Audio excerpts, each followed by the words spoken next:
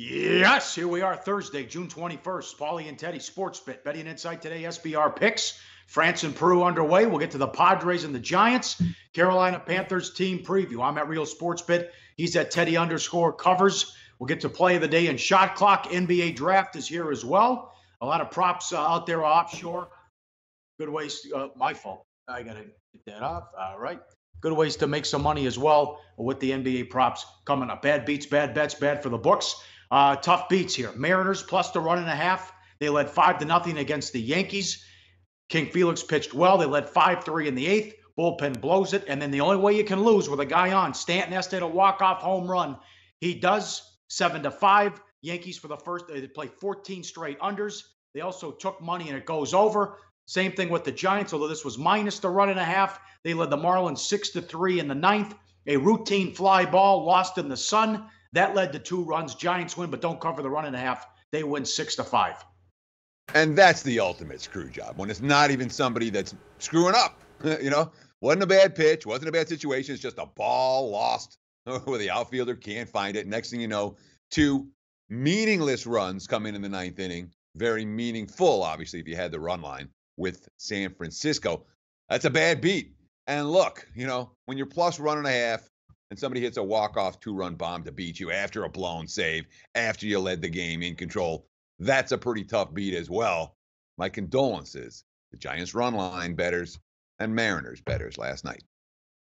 All right, good result for the house, not for the bad result for the bettors. All 3 World Cup matches ended 1-0 yesterday, 1-0 across the board, and Uruguay was a big favorite. So was Spain. They couldn't cover the 2 goals as well, as they both win 1-0. And I know Spain dominated Iran, but they got the lucky break where the goal was overturned and ruled offsides with replay as well. So, and we also had another under to start too with 1-1 in the Australia game earlier today. So run of unders, run of overs, and now back to a run of unders. Also some bad bets. The Dodgers plus 110 went off the favorite, shut out 4-0. Lester has been on fire for the Cubbies. He pitched well in the shutout win. Rockies under 11.5 down to 11, not even close, 10-8 final. Yeah, I mean, Colorado continues to fly over the total. To see steam on the under reminds me of the Yankees over steam that we've been seeing, where it's just, what are you guys looking at? The Yankees have gone under 14 in a row yesterday. Fine. Until yesterday. Yesterday's game went over the total, and there was over steam. All right. So here's under steam on the Rockies. The Rockies now 10-1-1 to the over, the last 12 at home. In every one of those 12 games at Coors, the ball's been flying. There've been 11 runs or more scored in every single one of those games. The only under during the entire span came when they had 11 runs in a game that was totaled at 12. So, yeah, have fun with that Rockies under steam, guys. Loser, wrong side loser, 10-8, slugfest again last night. Red Sox also took money. Twins beat them again, $1.45 up to 165. They got beat 4-1. Twins go for the sweep later today. Bad for the books. The markets love J Happ, $1.40 up to 160. They hung on after a rally in the ninth by the Braves. They won 5-4. And look at the steam on Kluber here in Las Vegas, 290 up to 330. 7 innings, 1 hit, 12-0 Indians. They own the White Sox. Yeah, here come the $3 favorites. And we're going to see this a lot during the hot summer months, where you have a good team with a good pitcher against a bad team with a bad pitcher. And that's when you start to see, minus 290s become minus 330s, become minus 350s, become minus $4. The big chalk, and there's not much the bettors can do. I mean, really, I don't get a lot involved with the $3 favorite. I don't get a lot involved with a $3 underdog. Yesterday, the books took a fair bit of Cleveland money, Cleveland run line money, 12-0 final. Not much of a sweat in that game. Yankees bad for the books. Yankees over 9 up to 10, 7-5. Steam gets there. Astros under 8 down to 7.5. They win again as Morton pitched well. NBA draft tonight. Plenty of props out there. I know at Bet DSI you can find Bagley. This is of yesterday, under 2.5 plus $2. That's a great bet. He's expected to go number 2 to Sacramento. You see all these different odds and props with Porter and Trae Young. Trae Young's been as low as 5.5, as high as over under 8.5. Porter 4.5. I think he'll go over that as well. Atlanta could trade the pick at number 3. Memphis is shopping the 4th pick with the Parsons trade. So it should be a fun draft tonight, a loaded draft. You can always find a good player in the second round. We'll see if Grayson Allen goes in the first round as well. I know some people think Melton, the kid from USC, could possibly be the next Donovan Mitchell as well. So a lot of intrigue, and I think we'll see some trades early on as well. And so many bad contracts that teams are trying to get rid of. Think about Chandler Parsons, a guy who showed a little bit of promise, never been healthy, never put together multiple quality seasons. Memphis signs him for what, $100 million? Now, please, anybody take him. Here, take the number 4 pick too. We just want this guy off our roster. That's what we see so often in the NBA. Team after team, and you go up and down the rosters and look at how much they're paying their players. Every team's got someone they want to dump, and yet the salaries still come higher and higher. So now, the interesting thing to me with the NBA draft, and really the NBA futures board right now, you've got 2 superstars, 2 of the best 5 players in the game, when healthy, that nobody knows where they're going to play next year. LeBron and Kawhi, all right, Kawhi is in San Antonio right now. There's talk he's going to be with the Lakers. Nobody knows. LeBron, who knows where? I mean, your guess is as good as mine. Pauly, and you out there in viewerland. Well, we don't know where these guys are going to end up. The books don't know where they're going to end up. And meanwhile, there's an active future betting board out there with crazy numbers that are going to move dramatically once LeBron and Kawhi find a landing spot. So if you've got an idea where those guys are going to go, future bet, do it now, not next week. They already have, and it's already moved. The Lakers went from 20-1 down to 6-1. So everyone thinks LeBron's going to the Lakers out here, and it's already a 6-figure liability at the Westgate with the Lakers. And it's not even official with LeBron, and who knows what happens with Kawhi or Paul George. Last time around, I grabbed the Cavs, I think, at 30-1 after it looked like LeBron. It was a cupcake source, and a guy who runs a gym in Cleveland turned out to be right. LeBron was headed back to Cleveland. Big game breakdown. Here we go. The Giants and the Padres. Mad Bum against Ross. Good pitching matchup. Giants $1.55, 7.5 the total. Under -120. Early money for the Padres and the under. Mad Bum, not bad, off to a good start, but Ross, since he came back after the injury, and Ross has pitched well all year for the Friars. Friars going through a bit of a funk. They were last place, but they were still only 4.5 back at one point and had won 5 straight series. But now they come in on a losing streak, and the A's roughed them up a little bit at home. Yeah, they sure did. And a bullpen meltdown for San Diego cost them the first game, and then I got smacked around in the second. But a 4-game skid for the Padres compared to a 2-game winning streak for the Giants. You talk about Mad Bum pitching well since he got back. I don't know about that. I mean, the Giants are 0-3 in his 3 starts since he came off the DL. Now, hard luck losses. He had a tough loss to Arizona. He had a tough loss to the Dodgers. He had in Miami last week. He pitched well and then blew the lead in the 6th. But Bumgarner hasn't come back at an ace level. He hasn't seen the 7th inning since he came back. He hasn't beaten the Padres in his last 6 starts against them, 0-4 with 1 no decision, dating all the way back to 2016. And the Giants bullpen behind him, has literally been the cause of it, all 4 losses they suffered against Miami the last couple of days. Multiple blown leads. He had Hunter Strickland meltdown in the 9th and break his finger. And now there's issues with the closer position in San Francisco. Yeah, I mean, you can certainly understand why the Giants are chalk in this game, and big chalk, significant chalk. That being said, it's not chalk I'm particularly excited about laying. We've all seen the movie Bull Durham. I hope everyone's seen it. What the hell's going on? LeBron, Strickland's out 2 months. You don't hit the wall with your pitching hand or shooting hand. What's wrong with you? Or the door. And if you get in a fight with a drunk at the bar, hit him with the offhand, right? Kevin Costner taught us that. Padres bats have gone cold. Only 7 runs during the 4-game losing streak. 9th inning troubles of their own. Aloha, Mr. Hand blew it.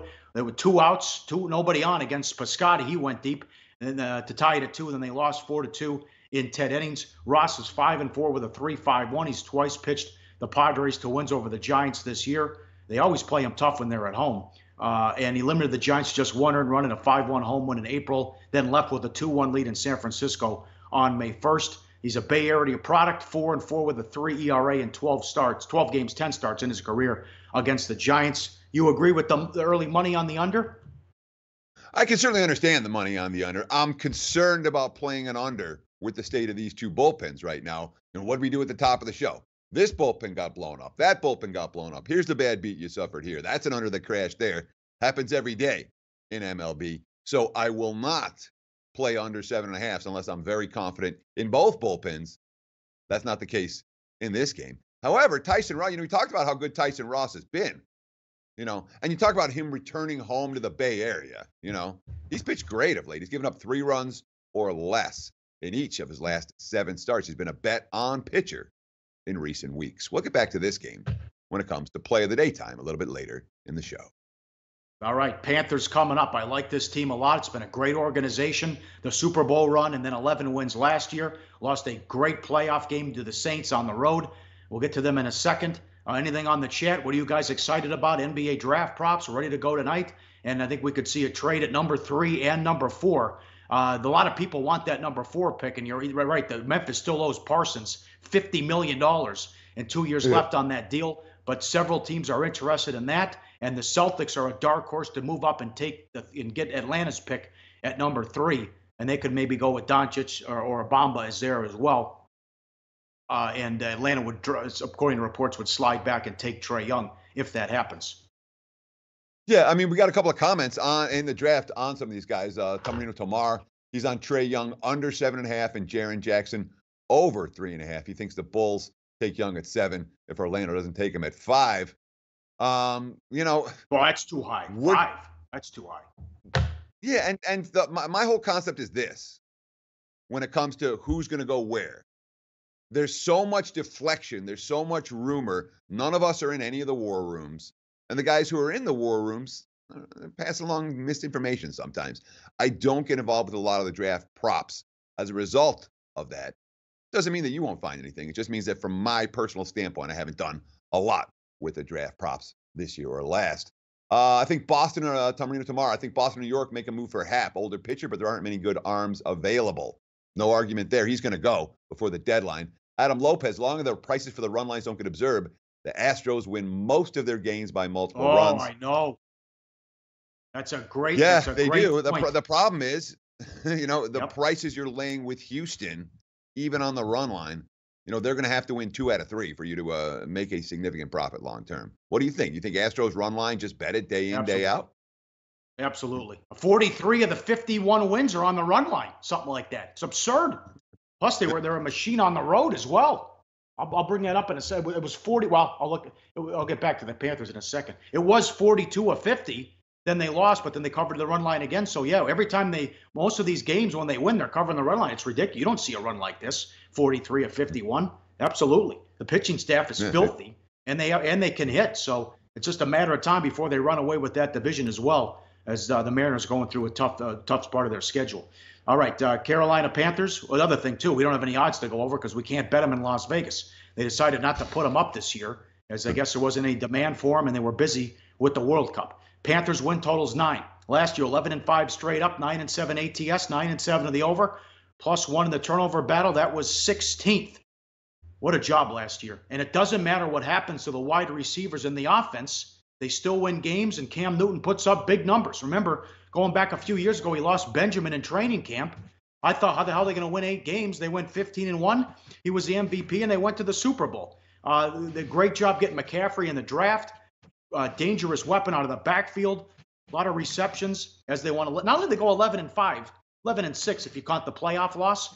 All 3 losses, or 3 of the 6 losses of the Saints. They went 0-3 against New Orleans, but went 11-6 on the season. So they lose in the wild card round. They bring in Torrey Smith. They bring in Poe. Norwell's gone. Stewart's released. And here's the big news. Even though they went to the playoffs, they said not good enough. Mike Shula out. Norv Turner is your new OC, and apparently they're going to they want to take some shots down the field, and they also took DJ Moore, the wide receiver out of Maryland, in the first round. Yeah, I mean, when you think about what this team was able to accomplish last year, and no, they weren't a great team. They were a good team, despite the fact that their receiving core was completely decimated. Their quarterback was making mistakes. Their offensive coordinator got fired at the end of the year. And in addition, they had the whole situation with Jerry Richardson and the distraction with the owner and his, him being forced out in Carolina. Now, they sold the team to a guy who was with the Steelers. So it's an ownership in new owner in David Tepper who's coming in, and he's been around football before. It's not some billionaire who's just coming to play. That's a good sign. You bring in Norv Turner for the offense. And look, Norv Turner's been everywhere forever. Cam Newton's declined in recent years. In 2015, it was the MVP. He threw 35 touchdowns. Over the last 2 seasons, combined, 41 touchdowns, 30 INTs. Norv Turner's got weapons. You talked about it. They traded for Torrey Smith. They draft DJ Moore, number 1. Devin Funchess comes back as their number 1 receiver. Christian McCaffrey as a playmaker out of the backfield.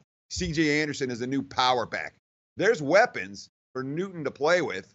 There's a coordinator with a long history of designing creative offenses, but there's also some concerns. And this quote, really stood out to me. This is one of these anonymous talent evaluators. Quote, "It doesn't take a rocket scientist to see that Cam's footwork and technique have gotten worse. Did the message get old? Was it the coach's fault? I don't know. If Norv tries to do what he did in Minnesota, he could expose Cam," this exec said. "You cannot just make him a quick 7-step drop guy. You have to play to his strengths. Norm would like to be a 2-back guy as much as possible," which is not a bad thing with Cam because of all the run action and so forth. "But you need to give him 1-back stuff where he can run and make some plays." It's an interesting marriage, Cam Newton, Norv Turner. There's potential there for success on the offensive side of the football, Pauly. It doesn't matter. They continue to win games no matter who's in there and who's out. They were the 7th-ranked defense, mainstream stats last year. Big question mark, can Keithley stay healthy? Eric Washington's the new defensive coordinator, and Davis is suspended the first 4 games as well. That's a challenge they have to overcome.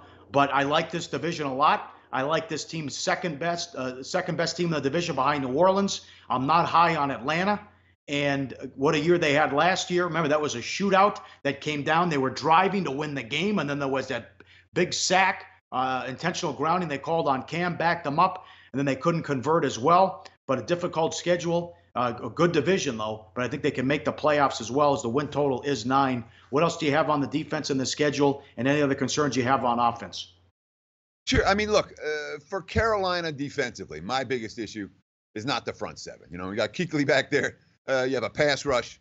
This team should be able to be solid against the run and get some pressure on opposing quarterbacks.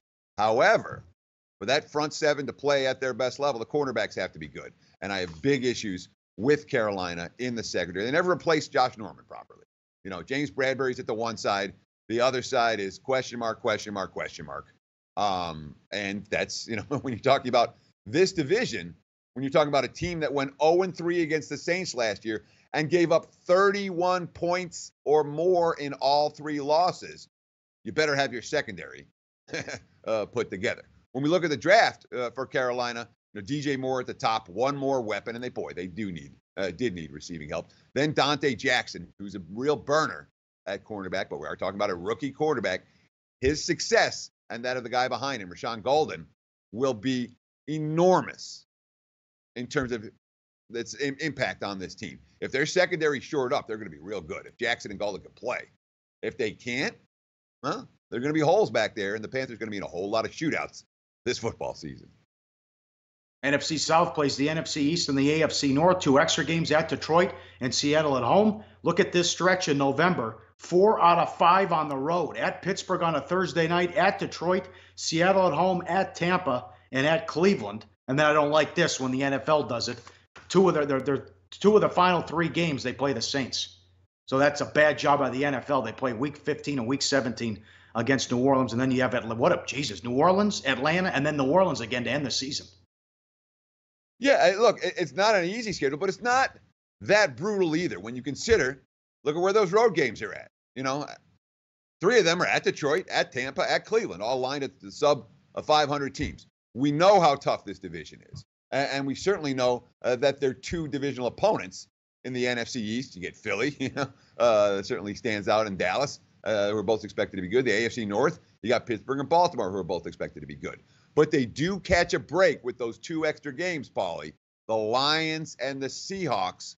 Seattle looks a notch or 2 down. The Lions look a notch or 2 down for where they were last year. That's in Carolina's benefit. And it's at least part of the reason why we've seen two-way action on the Panthers and early over-under win total betting. This hasn't been a steam over team. This hasn't been a steam under team. But from a strength of schedule standpoint, Carolina a little bit easier than their top division rivals. All right, very good. Time to turn on the shot clock. NBA draft tonight. Best player in the draft, I think it's easy. I think it's Luka Doncic, who is 19 years old and is 6'6", and is playing well and getting it done against men. David Thorpe, formerly of ESPN, earlier this week told me the quality of competition he's playing, these guys would beat a good college team by 50 points. That's who he's going against. He's ready to go. I'm surprised the Suns would pass on him as well with the connection there with his old coach in Phoenix. But they're going to go, looks like Ayton, as he's a huge favorite to go number 1. I thought Sacramento should take him at number 2. Looks like they'll go with Bagley. But I'd take this guy. I think is going to be the best player in the draft at 19 and 6'6". He can do it all. Luka, my pick. No. Best player in the draft is the new Rudy Gobert. His name's Mohamed Bamba. He comes out of Texas, and this guy is a monster. He deserves to go number 1. I know Ayton's got the offensive game. I want the big man with the defensive game. I want the guy that changes the entire flow of what your opponent wants to do because of his ability to patrol the paint. Mohamed Bamba is that guy from a defensive standpoint. I don't care what he does on offense. He'll figure out a way. Does Gobert's lack of a jump shot hurt him? Not much. Bamba's Gobert, but younger and maybe even bigger. I say the kid out of Texas is going to be the best player to come out of this NBA draft. Kid's workouts have been incredible, knocking down threes every single shot. It's amazing his range, although it is just a workout. I don't like the ego trip, though, that he wouldn't send his medicals in or work out for Sacramento or Memphis. Come on. Money time, play of the day. Betting number 909, the Friars plus $1.45. He's pitched well, hard luck loser in a couple of the games, but they're 0-3 when he starts. Let's make it 0-4. 0-4 when Mad Bum starts with the G-Men. We'll take the $1.45 with the Friars.